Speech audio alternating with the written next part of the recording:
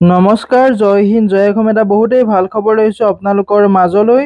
আজি পুনৰ নতুনকৈ চাকৰি ওলাল 2025 বৰ্ষৰ কাৰণে 996টাৰ জুনিয়ৰ এক্সিকিউটিভ পোষ্ট মুকলি হৈছে। এই পোষ্টসমূহত আপোনালোকে কেনেদৰে আবেদন কৰিব, আবেদন কৰিবলৈ আপোনাৰ বয়সৰ সময়সীমা কিমান দিয়া আছে, এডুকেশ্যন কোৱালিফিকেশ্যন কিমান লাগিব, লগতে সিলেকশ্যন প্ৰচিডিউৰ কেনেকুৱা দিয়া আছে, সম্পূৰ্ণ তথ্য এই ভিডিঅ'টোত আলোচনা কৰিম। ভিডিঅ'টো শেষলৈকে চাই যাব, অলপো স্কিপ নকৰাকৈ। যেহেতু AAI ৰিক্ৰুটমেণ্ট 2025ৰ ফালৰ পৰা গ্ৰেড 3 গ্ৰেড 4 লেভেলৰ পোষ্টসমূহ মুকলি কৰি দিয়া হৈছে। যদি আপুনি পোষ্টসমূহত আবেদন কৰিব বিচাৰে, ভিডিঅ'টো শেষলৈকে চাব, অলপো স্কিপ নকৰাকৈ। ভিডিঅ' ডেছক্ৰিপশ্যনতে মই আবেদন কৰা লিংক দিম, তাতে গৈ আপুনি আবেদনসমূহ কৰি ল'ব পাৰিব। লগতে ভিডিঅ'টো যদি ভাল পায় এটা লাইক কৰিব, আৰু মোৰ চেনেললৈ যদি প্ৰথমবাৰ কাৰণে আহিছে তেনেহ'লে চেনেলটো ছাবস্ক্ৰাইব কৰিবলৈ নাপাহৰিব। ভিডিঅ'টো সকলো বন্ধু বান্ধৱীলৈ শ্বেয়াৰ কৰি দিব, যাতে সকলোৱে প্ৰতিদিনে জব আপডেটসমূহ পাই থাকিব পাৰে।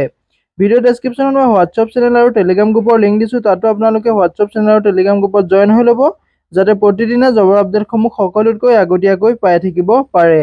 যিহেতু ইয়াতে দেখিবলৈ পাইছে AAI ৰিক্ৰুটমেণ্ট 2025ৰ ফালৰ পৰা 976টা পোষ্ট জুনিয়ৰ এক্সিকিউটিভ পোষ্ট মুকলি হৈছে। এই পোষ্টসমূহত আপুনি অনলাইন মাধ্যমেৰে আবেদন কৰিব পাৰিব। পোষ্টসমূহৰ লাষ্ট ডেটটো আপোনাৰ 27/9/2025 তাৰিখলৈকে আপোনাৰ পোষ্টসমূহৰ লাষ্ট ডেট আছে। যদি আপুনি পোষ্টসমূহত ইণ্টাৰেষ্টেড হয়, এলিজিবল হয়, আবেদনসমূহ কৰি ল'ব পাৰিব। ইয়াতে পোষ্টটোৰ নাম হৈছে জুনিয়ৰ এক্সিকিউটিভ পোষ্ট মুকলি হৈছে। টোটেল পোষ্ট 976টা পোষ্ট মুকলি হৈছে। ইয়াতে ডিচিপ্লিন ৱাইজ পোষ্টসমূহ দিয়া আছে। আৰ্কিটেক্সাৰত আপোনাৰ 11টা পোষ্ট মুকলি হৈছে। ইঞ্জিনিয়াৰিং চিভিলত 199টা পোষ্ট মুকলি হৈছে। ইঞ্জিনিয়াৰিং ইলেক্ট্ৰিকেলত আপোনাৰ 208টা পোষ্ট মুকলি হৈছে। ইলেক্ট্ৰনিক্সত আপোনাৰ 527টা পোষ্ট মুকলি হৈছে। ইনফৰমেশ্যন টেকনলজিত আপোনাৰ 31টা পোষ্ট মুকলি হৈছে। দৰমহাৰ ক্ষেত্ৰত ক'বলৈ গ'লে এই পোষ্টসমূহত আপুনি 40,000 পৰা আপুনি 1,40,000লৈকে দৰমহাসমূহ পাব। ইয়াতে এডুকেশ্যন কোৱালিফিকেশ্যন আপোনাৰ গ্ৰেজুৱেশ্যনটো আপুনি পাছ কৰি থ'ব লাগিব। লগতে যিটো পোষ্টৰ ক্ষেত্ৰত যিসমূহ ডিপ্ল'মা লাগে, ডিপ্ল'মাসমূহ আপোনাৰ থাকিব লাগিব, তেতিয়া আপুনি পোষ্টটোত আবেদন কৰিবলৈ ইলিজিবল হ'ব। যদি আপুনি পোষ্টসমূহত ইণ্টাৰেষ্টেড হয়, এলিজিবল হয়, আবেদনসমূহ কৰি ল'ব পাৰিব।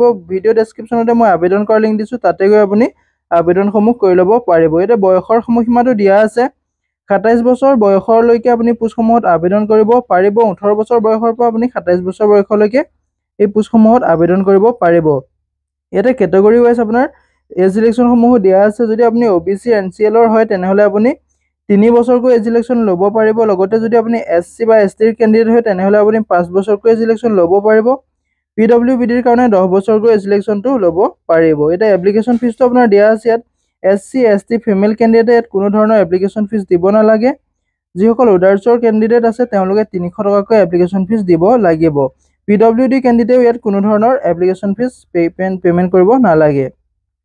পে'মেণ্ট মোডটো আপোনালোকে অনলাইন মাধ্যমেৰে পে'মেণ্ট কৰিব পাৰিব।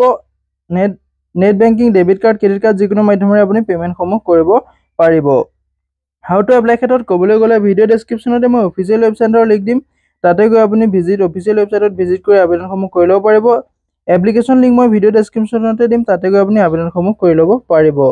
ইম্পৰ্টেণ্ট ডেটটো হৈছে আপোনালোকৰ এই পোষ্টসমূহত আবেদন প্ৰক্ৰিয়াটো ষ্টাৰ্ট হ'ব 28 আগষ্টৰ তাৰিখৰ পৰা। এই পোষ্টসমূহত আবেদন প্ৰক্ৰিয়াটো ষ্টাৰ্ট হৈ যাব। লাষ্ট ডেটটো আপোনাৰ 27 ছেপ্টেম্বৰ তাৰিখলৈকে আপোনাৰ লাষ্ট ডেটটো থাকিব। যদি আপুনি পোষ্টসমূহত ইণ্টাৰেষ্টেড হয়, এলিজিবল হয়, আবেদনসমূহ কৰি ল'ব পাৰিব। বৰ্তমান পোষ্টসমূহত আবেদন আৰম্ভ হোৱা নাই। যেতিয়া আবেদন আৰম্ভ হ'ব, তেতিয়া মই আপোনালোকৰ মাজলৈ এটা পুনৰ ভিডিঅ' বনাই লৈ আহিম, যাতে আপোনালোকে মোৰ ভিডিঅ'টো চাই আবেদনসমূহ কৰি ল'ব পাৰিব। এতিয়া এডভাৰটাইজমেণ্টৰ ডিটেইলছ মই আৰু অফিচিয়েল ৱেবছাইটৰ ডিটেইলছ ভিডিঅ' ডেছক্ৰিপশ্যনত দিম, আপুনি নিজে চেক আউট কৰি ল'ব পাৰিব।